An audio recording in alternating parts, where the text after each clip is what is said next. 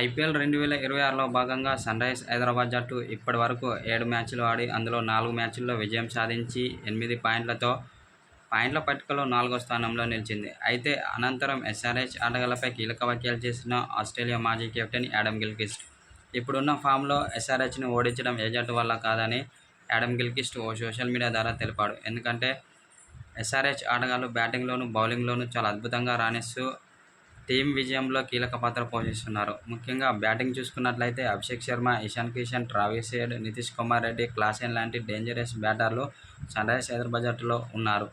వాళ్ళు కనుక ఫామ్లోకి వస్తే మాత్రం ఇక ఎస్ఆర్హెచ్ను ఓడించడం ఏ జట్టు వల్ల కాదని యాడమ్ గిల్క్రిస్ట్ ఓ సోషల్ మీడియా ద్వారా తెలిపాడు. ముఖ్యంగా అభిషేక్ శర్మ మొన్న సెంచరీ అద్భుతంగా చేశాడని చెప్పుకొచ్చాడు.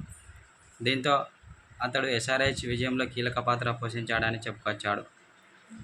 అయితే అతడు క్రీజులో ఉంటే మాత్రం సిక్సర్ల వర్షం కురిపించడం ఖాయమని యాడమ్ గిల్క్రిస్ట్ ఓ సోషల్ మీడియా ద్వారా తెలిపాడు. ఎందుకంటే అభిషేక్ శర్మ చాలా డేంజరస్ ప్లేయర్. అతడు కనుక క్రీజులో ఉంటే మాత్రం ప్రత్యర్థి బౌలర్లకు చుక్కలు చూపిస్తాడని యాడమ్ గిల్క్రిస్ట్ ఓ సోషల్ మీడియా ద్వారా తెలిపాడు. అనంతరం అభిషేక్ శర్మ బ్యాటింగ్పై ప్రశంసల వర్షం కురిపించాడు.